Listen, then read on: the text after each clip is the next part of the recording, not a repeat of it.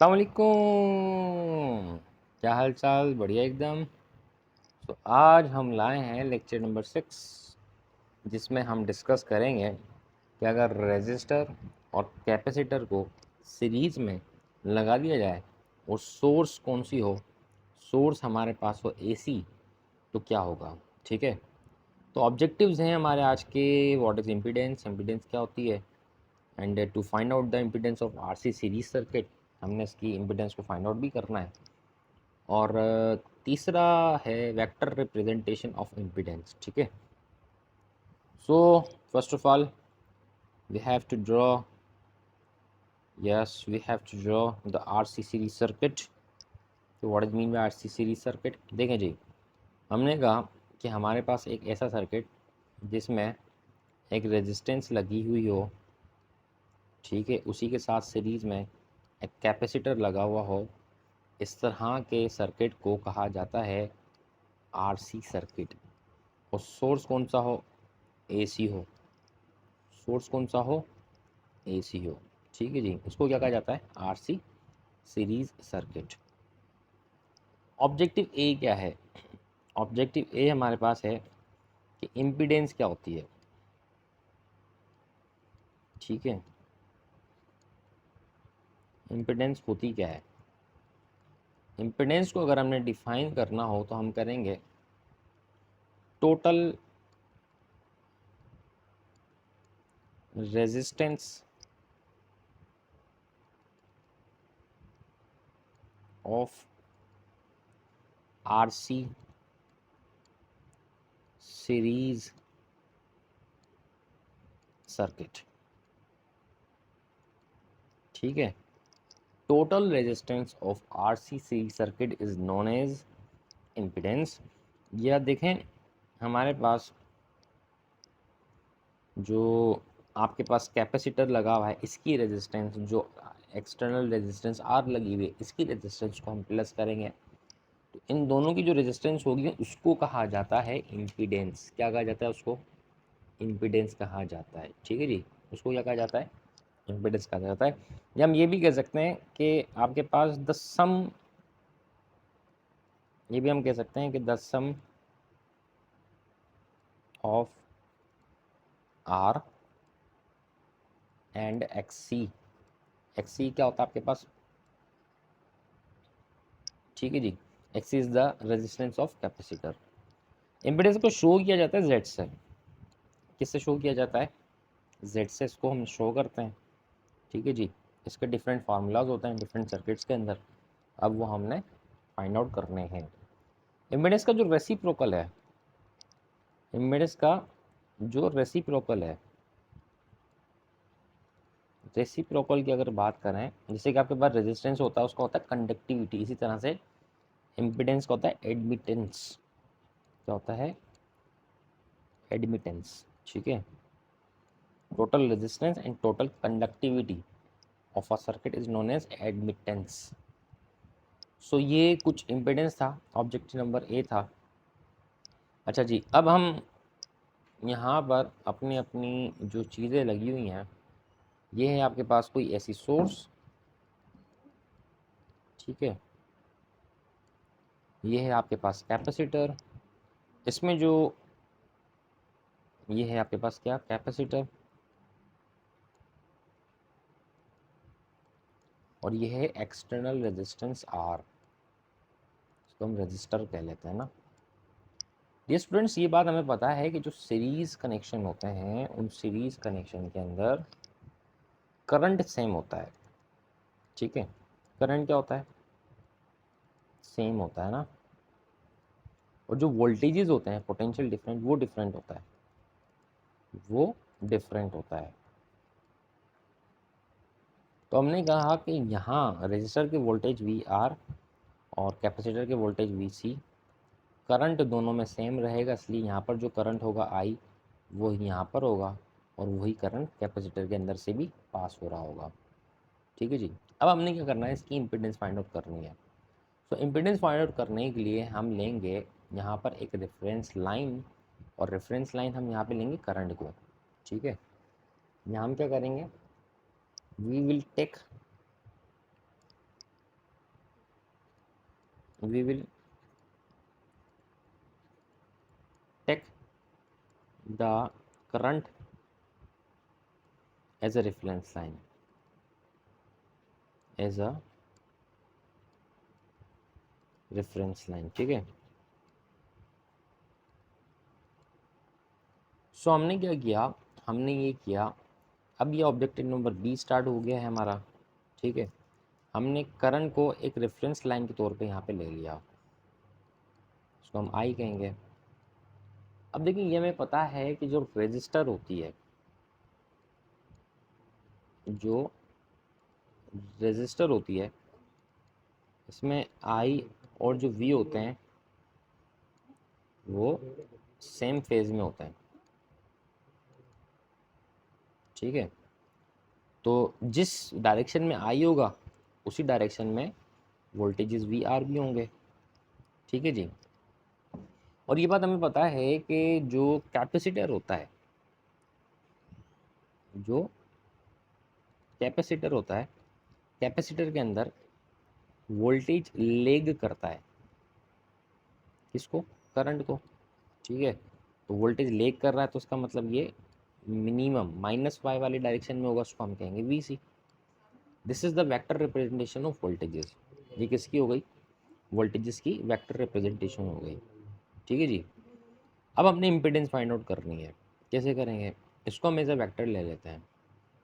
देखिए जी, vector representation से हम यहाँ पे कैलकुलेट करेंगे टोटल वोल्टेजेस। हमने क्या किया, ये हमने वोल्टेज ले लिए वी आर, ठीक है। ये है वेक्टर ए जिसको हम कह लेते हैं वी आर, वेक्टर बी है वी सी। तो vector head to tail rule ये कहता है कि वेक्टर ए के हेड से आपने वेक्टर बी की टेल लेनी है, ये हो गया वी सी। और अगर हमने इसका रिजल्टेंट फाइंड करना है, उसका रिजल्टेंट आपके पास होगा बिल्कुल इस तरह से ना, ये हम इसका रिजल्टेंट बनाते हैं, इसको हम वी कहेंगे, ठीक है जी। अब हमारे पास दो वेक्टर्स, और दो वेक्टर कौन सा एंगल बना रहे हैं एक दूसरे 90 डिग्री। तो हम यहाँ पे क्या यूज़ करेंगे, पैथागोरस रिजल्टेंट फाइंड करने के लिए पैथागोरस थ्योरम यूज़ करेंगे to find out the resistance अपना total voltages. So V will be equal to, अच्छा जी, पैथागोरस थ्योरम होता क्या है पहले मैं आपको बता दूं ताकि आपको याद आ जाए ना। पैथागोरस थ्योरम है ही क्या, वो होता है कि hypotenuse square equal to perpendicular square plus base square. अब हाइपोटेनियस, ठीक है जी, ये हमारे पास हाइपोटेनियस है, ये हमारे पास बेस है, ये हमारे पास परपेंडिकुलर है, ठीक है। सो हाइपोटेनियस की जगह पे हम रखेंगे वी का स्क्वायर, यहाँ आएगा आपके पास वी का स्क्वायर, परपेंडिकुलर पर आएगा वी सी का स्क्वायर, और बेस की जगह पर आएगा वी आर का स्क्वायर। इस पे से स्क्वायर ख़त्म करेंगे तो ये हो जाएगा V is equal to under root V C का square then plus V R का square, and this is the total voltages in A C R C A C series circuit की, ठीक है। ये क्या आपके पास टोटल वोल्टेजेस हैं, टोटल वोल्टेज। अच्छा ये वोल्टेजेस कौन सा है, ये आर एम एस वैल्यू है ना वोल्टेजेस की, कौन सी वैल्यू है ये, आर एम एस वैल्यू है। अब देखिए जी एक फार्मूला हमारे पास ये आ गया, जिस हमने कहा कि ये इक्वेशन नंबर हमारे पास 1 हुई। अच्छा जी, यहाँ तक तो बात समझ में आ गई। अब हमने फाइंड आउट करनी है impedance.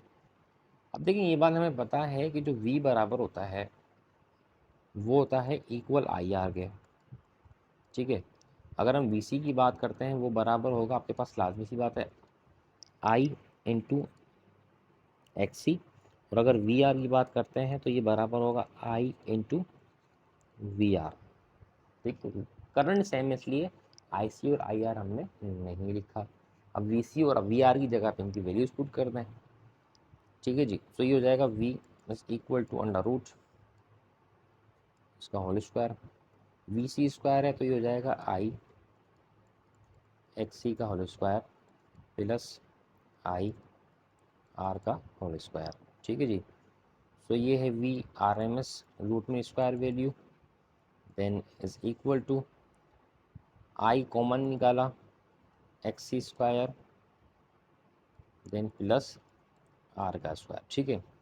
I is the RMS value, ठीक है जी। इसको अच्छा ये आई स्क्वायर होगा, लाजमी सी बात है, कॉमन निकाल लिया। अंडर रूट में से ख़त्म करेंगे तो स्क्वायर भी इस पे से ख़त्म हो जाएगा। ये हो जाएगा VRMS is equal to IRMS under root, ये हो जाएगा XC का स्क्वायर प्लस R का स्क्वायर।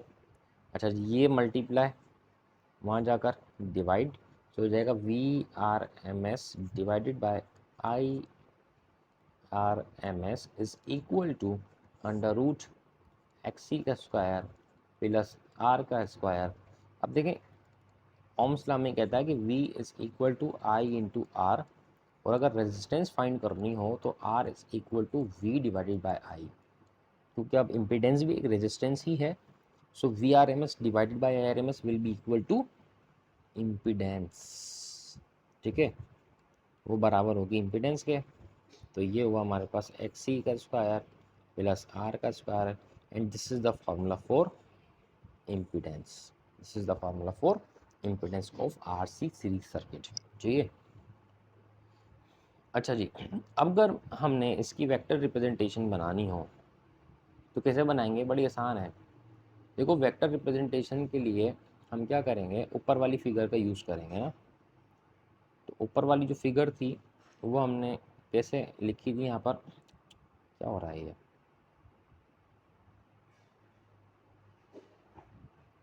सो डियर स्टूडेंट जो ऊपर वाली फिगर थी वो कुछ आपके पास इस तरह से थी कि ये थी VR, ठीक है, वोल्टेज, और ये थे आपके पास VC, और ये आपके पास इसका रिजल्टेंट था, ये डायरेक्शन वो हो गई, ठीक है। इसी तरह से हमने रेजिस्टेंस की बनानी है, ये होगी आपके पास R जो कि रेजिस्टेंस रजिस्टर की, ये है आपके पास XC की resistance, and this is the resultant which is known as impedance Z, ठीक है जी, ये इम्पिडेंस हुआ। अच्छा जी, अब ये जो एंगल फाइंड आउट करने के लिए, सॉरी ये तो 90 होगा, दिस एंगल, ये एंगल फाइंड आउट करने के लिए भी हम एक फार्मूला यहाँ पे ड्राइव कर सकते हैं, ठीक है जी। वो क्या होगा, वो इक्वल होगा आपके पास tan theta is equal to perpendicular over base, then theta is equal to tan inverse perpendicular over base. अब परपेंडिकुलर यहाँ पे क्या है, XC, so tan inverse XC over R, ठीक है, XC ओवर R।